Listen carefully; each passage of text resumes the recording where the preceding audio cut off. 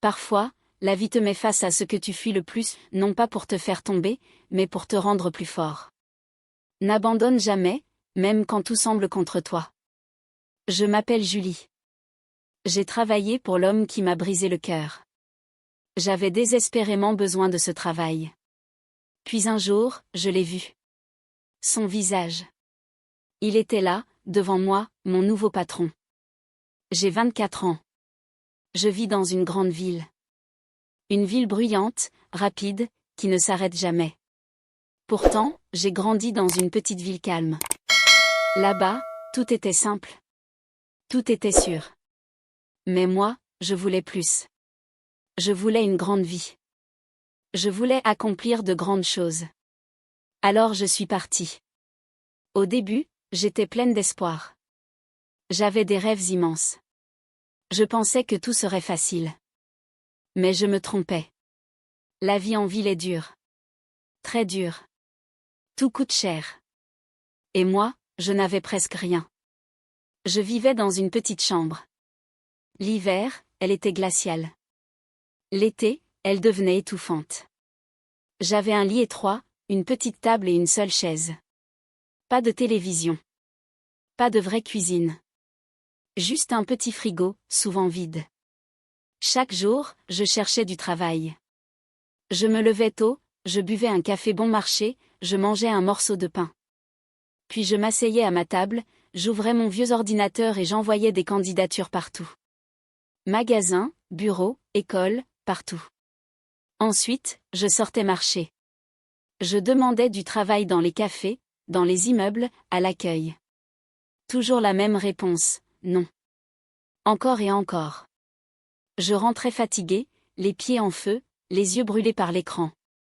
Je n'avais pas d'argent pour de nouvelles chaussures. Parfois, je ne mangeais que du riz.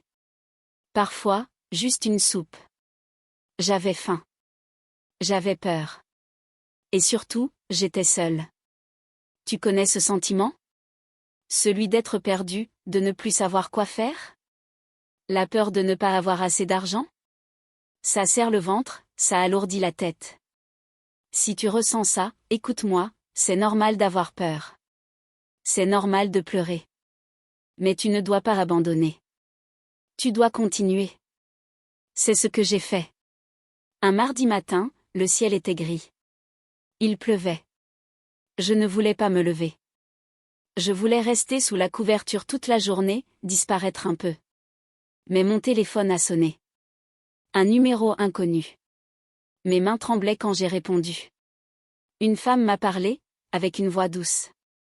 Ils avaient vu mon dossier. Ils voulaient me rencontrer. Le jour même. Mon cœur a bondi. J'étais tellement heureuse. Enfin, une chance. Je me suis préparée avec soin. Ma seule chemise blanche, mon pantalon noir. J'ai nettoyé mes chaussures usées.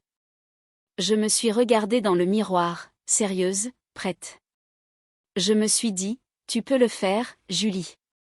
Je suis sortie sous la pluie, mais je ne sentais plus le froid.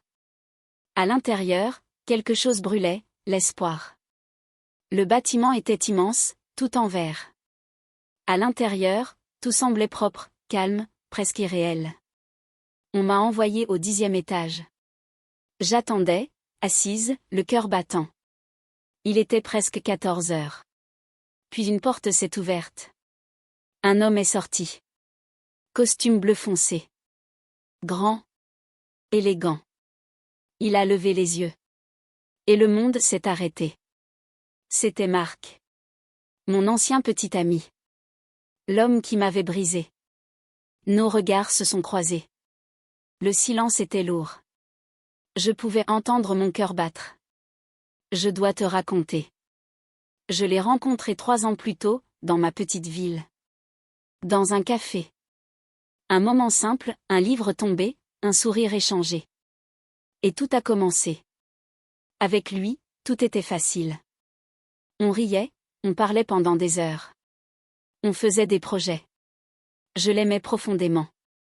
Je pensais que c'était pour toujours. Puis il est parti en ville. Il a changé. Devenu distant. Froid. Un jour, il est revenu, juste pour me dire qu'il partait définitivement. Que nous étions différents. Que je n'étais plus à ma place dans sa vie. Il est parti sans se retourner. Ce jour-là, quelque chose en moi s'est brisé. Je n'ai pas mangé pendant des jours. Je n'ai pas dormi pendant des semaines. Mais j'ai fini par me relever. J'ai décidé de venir en ville. De lui prouver, et de me prouver, que j'étais forte. Et maintenant, il était là. Devant moi. Julie. A-t-il dit. Sa voix avait changé. Il m'a demandé d'entrer. Je voulais fuir. Partir en courant. Disparaître. Mais j'ai pensé à mon frigo vide, à mon loyer impayé. Alors j'ai respiré profondément, et je suis entrée. Son bureau était grand, lumineux. Je suis restée droite, professionnelle. Nous avons parlé comme deux inconnus. Je n'étais plus la fille qu'il avait laissée. À la fin, il m'a donné le poste. Je suis sortie sous la pluie, le cœur partagé. Heureuse, mais aussi troublée. Le lendemain, ma nouvelle vie a commencé. Les débuts ont été difficiles. Le travail était exigeant. Et lui, encore plus. Il était strict, distant. Il ne souriait jamais. Il me donnait des ordres sans un regard. Je me sentais invisible. Un jour, j'ai fait une erreur. Une simple erreur, mais il m'a repris durement, devant tout le monde. J'ai senti mes yeux se remplir. Je me suis retenue jusqu'à la pause. Dans les toilettes, seule, j'ai laissé tomber le masque. Les larmes ont coulé en silence. Pas des cris, juste une fatigue profonde qui sortait enfin. J'ai pensé à abandonner. Puis j'ai pensé à tout ce que j'avais déjà traversé. Alors je me suis regardée dans le miroir. Les yeux rouges, mais déterminés. Tu ne vas pas abandonner. À partir de ce jour, j'ai travaillé encore plus dur. J'ai appris. Je suis restée tard. J'ai tout donné. Les semaines ont passé. Puis les mois. Je suis devenue excellente dans mon travail. Il a commencé à me regarder différemment. Un soir, tard, nous étions seuls au bureau. Je lui ai remis un dossier parfait. Il m'a remercié. Vraiment. Puis il m'a demandé de m'asseoir. Il s'est excusé. Pour tout. Pour son comportement. Pour le passé. Pour m'avoir abandonné. Il avait des regrets. Avant, ces mots m'auraient brisé. Mais pas cette fois. Je l'écoutais, calmement. Et j'ai compris quelque chose. Je ne ressentais plus rien. Plus de douleur. Plus d'amour. Juste, du calme. J'étais libre. Je lui ai dit merci. J'ai accepté ses excuses. Mais quand il m'a proposé de redevenir proche, j'ai refusé. Pas avec colère. Juste avec vérité. Tu fais partie de mon passé. Moi, je regarde vers l'avenir. Et je suis partie. Sans me retourner. Le lendemain, le projet a été un succès. Et grâce à mon travail, j'ai été remarquée. Le grand patron m'a proposé un poste plus élevé. Un vrai tournant.